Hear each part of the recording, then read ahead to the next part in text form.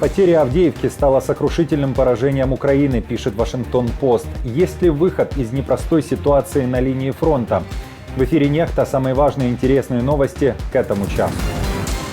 Очередная спецоперация Москвы. На кого охотились российские силовики в Ингушетии? Зеленский дал Сырскому полную свободу действий. Есть ли план на будущее у главнокомандующего ВСУ? Я очікую його із детальною доповіддю та конкретними пропозиціями щодо подальших змін і наших дій. Спецпосланник Китая побывал в Москве, теперь отправится в Киев. Каковы условия мира между Украиной и Россией, предлагает КНР. Дорогие зрители, для того, чтобы правда доходила до еще большего количества людей, крайне важна активность и интерес каждого из вас. Лайки, комментарии, подписки и репосты помогают нашим видео оставаться в тренде, а вы и сотни тысяч других пользователей всегда в курсе актуальных и важных событий. Именно о них сейчас и расскажем.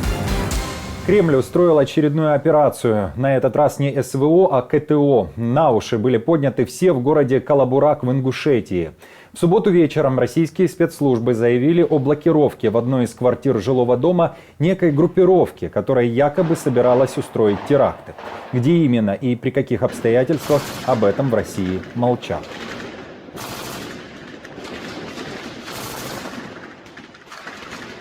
Личности бандитов предварительно установлены. По имеющимся данным, они являлись приверженцами международной террористической организации ИГИЛ, запрещена в РФ, и были причастны к ряду преступлений террористической направленности, в том числе нападению на пост ДПС и убийству 3 сотрудников полиции в марте 2023 года. Кадры с места событий публиковали местные жители. В первые часы подробностей было немного. Параллельно сообщения очень дозированно выдавали российские госсми.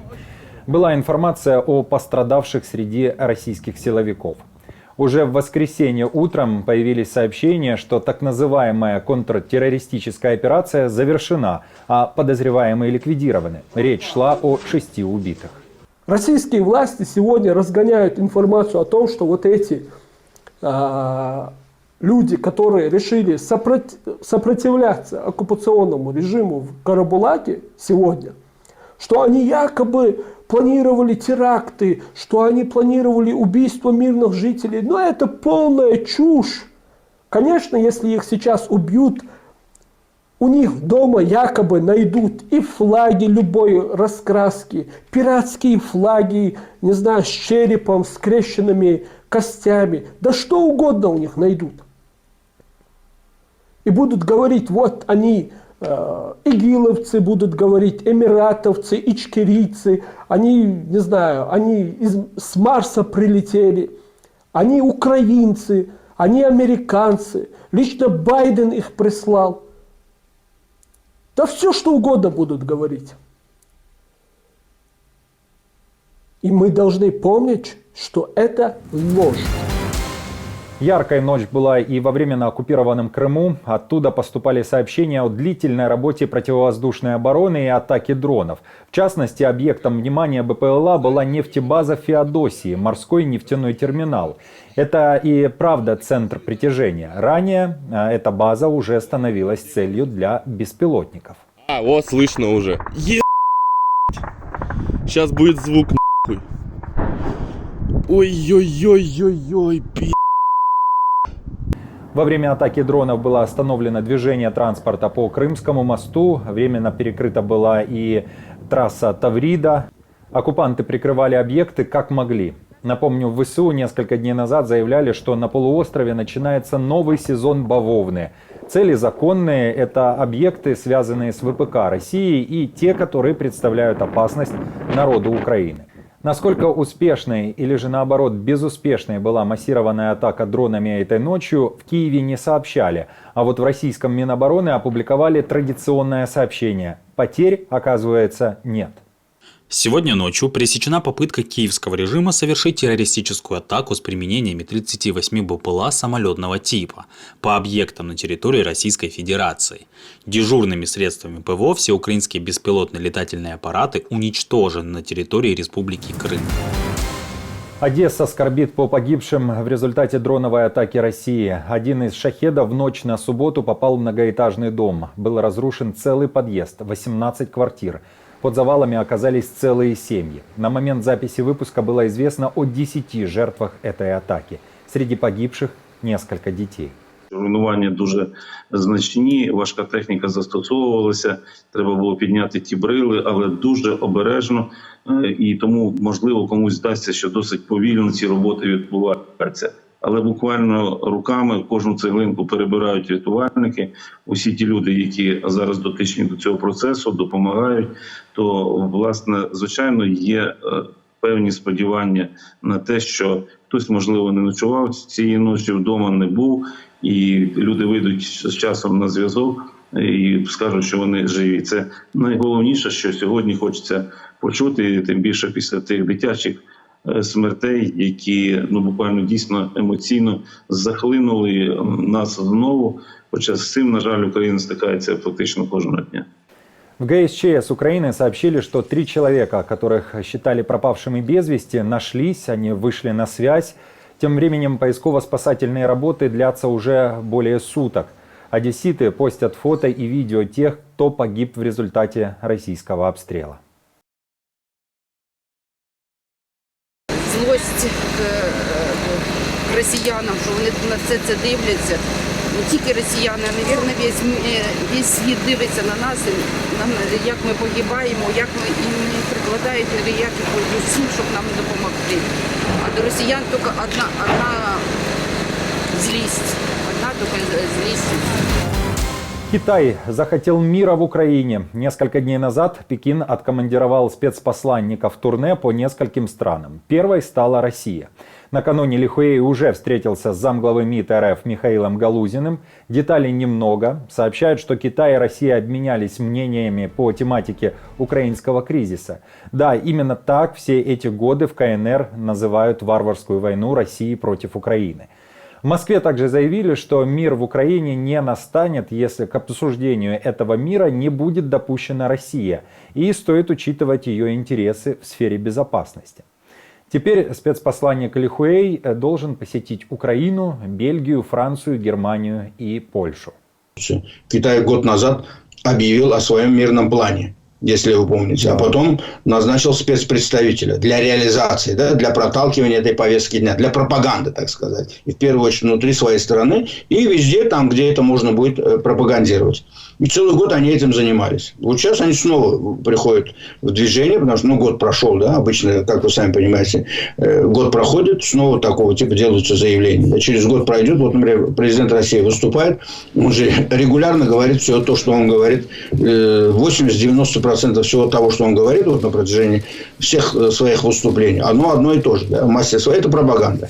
Другое дело, там 20% меняется в зависимости от того, что уже нельзя говорить это, что-то поменялось. Но суть остается так же. Поэтому и к этому подходите так же, потому что это вопрос дипломатии. Российские войска продолжают наступать. Ситуации на фронте уделяет внимание западная пресса. Вашингтон-Пост пишет о ситуации вокруг Авдеевки и называет потерю этого города украинскими войсками сокрушительным поражением. Издание публикует интервью с украинскими военными, которым удалось покинуть город под массированным огнем оккупантов. Журналисты издания резюмируют: численность украинских войск намного превосходит русских, но ВСУ ждут поставок западного оружия. Кстати, Зеленский тоже акцентирует на этом внимание. Кроме того, он ждет детального плана на будущее от нового главнокомандующего Сырского. У главкома карт-бланш на кадрові зміни в армії, в штабах, будь-які. Всі українські командири мають знати фронт, відчувати фронт, реальні потреби. Мають реально бути солдатами, сержантами, бути такими, якими потрібно, щоб досягти українських цілей.